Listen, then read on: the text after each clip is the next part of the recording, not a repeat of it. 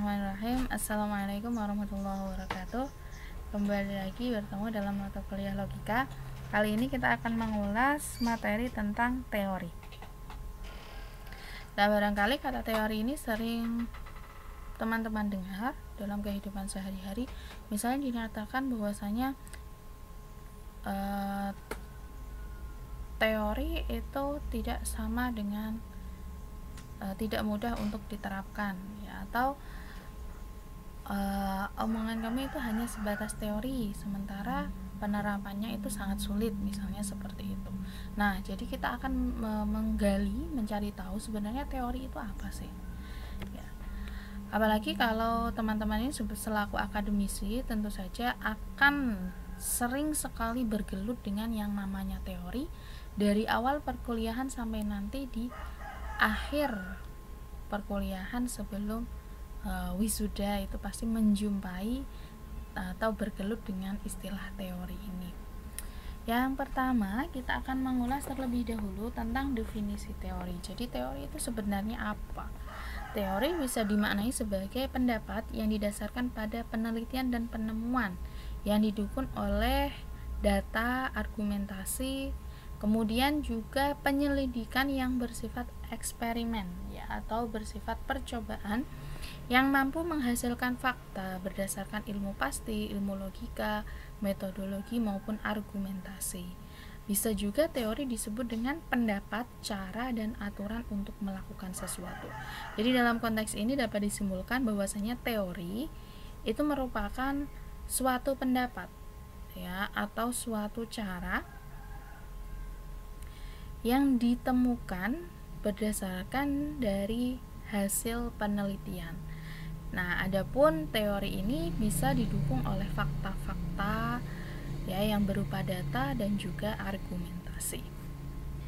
Kita lanjutkan pada ragam teori. Teori dibagi menjadi dua, yakni ada teori umum dan teori khusus. Teori umum ini merupakan teori yang dapat dijadikan acuan secara universal. Jadi kalau ada teori dapat diterima di semua lapisan, dapat diterima di semua tempat, maka ini bisa disebut dengan teori umum. Sementara teori khusus ini bersifat partikular, hanya berkaitan dengan beberapa fakta dan juga barangkali tidak berlaku pada tempat lain. Jadi kalau misalnya ada sebuah teori A, ini relevan dengan lokasi A. Nah, maka belum tentu teori A ini akan relevan di lokasi B dan seterusnya. Begitu kira-kira. Lalu yang berkaitan dengan teori itu ada yang disebut dengan hipotesis. Hipotesis itu dapat dipahami sebagai sesuatu yang dianggap benar untuk alasan, ya, atau pengutaraan pendapat. Ya, jadi atau bisa juga nah di sini meskipun kebenarannya masih harus dibuktikan, atau bisa juga disebut dengan anggapan dasar. Dalam penelitian, ya, hipotesis itu dapat dipahami sebagai penyimpulan sementara. Jadi kita belum melakukan penelitian lebih jauh, tapi kita sudah menyimpulkan secara temporal, ya, secara sementara itu. Berdasarkan apa penyimpulan kita? Berdasarkan teori-teori yang sudah ada, ya, berdasarkan teori-teori yang sudah ada. Nah, inilah nanti kita akan mengetahui, ya, apakah teori yang kita dapatkan atau yang kita uji itu termasuk dalam teori umum atau teori khusus. Ya, kalau misalnya teori umum berarti berdasarkan teori-teori yang sudah kita dapat, kita mengungkapkan hipotesis atau mengajukan hipotesis. Ternyata hipotesis tersebut setelah dilakukan penelitian datanya sama. Nah, ini bisa barangkali bisa disebut dengan teori umum. Sementara nanti jika kita melakukan penelitian di suatu tempat dan ternyata hasilnya ada perbedaan dengan teori-teori yang kita jadikan acuan untuk melakukan hipotesis, maka itu nanti bisa disebut dengan teori khusus. Di sini ada beberapa penilaian ya atau pengujian terhadap hipotesis. Yang pertama harus mempertimbangkan relevansi. Ya, relevansi antara teori yang disimpulkan dalam kesimpulan sementara itu dengan fakta yang ada. Kemudian mampu untuk diuji, bersesuaian dengan hipotesis yang telah ada dan sudah pasti kebenarannya, lalu mempunyai daya proyeksi atau daya ramal serta bersifat sederhana. Jadi sebuah hipotesis itu harus memenuhi syarat-syarat tersebut. Berikutnya metode ilmiah. Nah, masih berkaitan dengan teori, yakni ada metode ilmiah. Metode ilmiah ini sendiri merupakan sebuah cara ya atau metode untuk mendapatkan pengetahuan ya dengan cara ilmiah.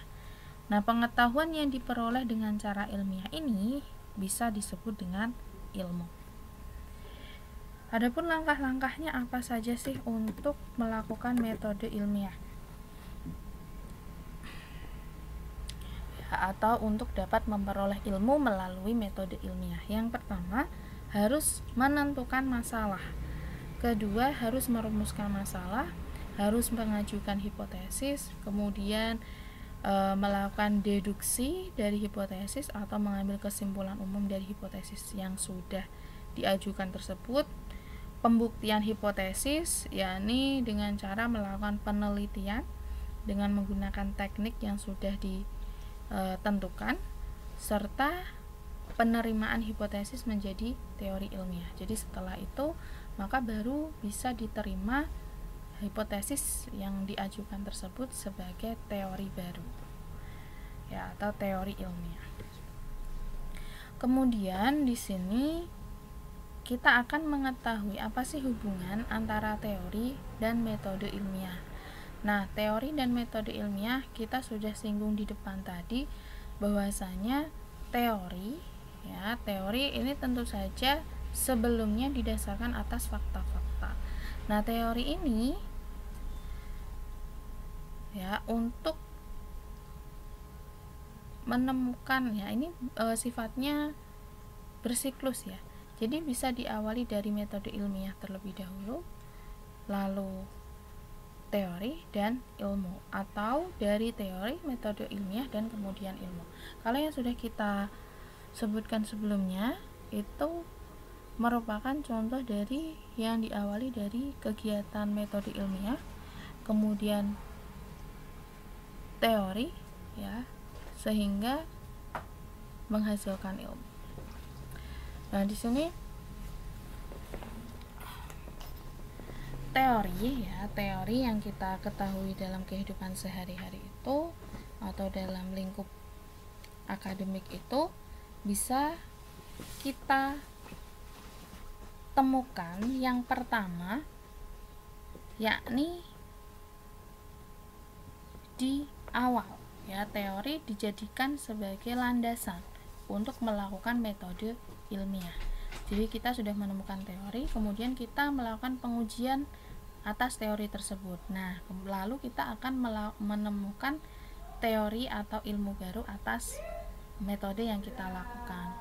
Atau bisa juga teori ini di akhir yang sudah kita bahas tadi. Jadi sebelumnya kita melakukan metode ilmiah dulu ya, melakukan menguji teori, melakukan metode ilmiah, dan teori ini sebagai hasil dari penelitian kita. Jadi teori bisa dijadikan acuan atau landasan pertama dalam melakukan metode ilmiah, atau teori bisa juga menjadi hasil dari sebuah kegiatan metode ilmiah. Begitu kira-kira. Dan ini sifatnya bersiklus dan kontinu. Jadi awal ya dilakukan teori dijadikan landasan, melakukan metode ilmiah, menemukan teori. Kemudian melakukan lagi teori dan ilmu baru. Kemudian teori dijadikan landasan lagi, metode ilmiah lagi, menemukan teori lagi, dan begitu seterusnya. Lalu apa sih hubungan antara teori, hipotesis, dan metode ilmiah? Jadi di sini teori dan hipotesis itu merupakan bagian dari metode ilmiah.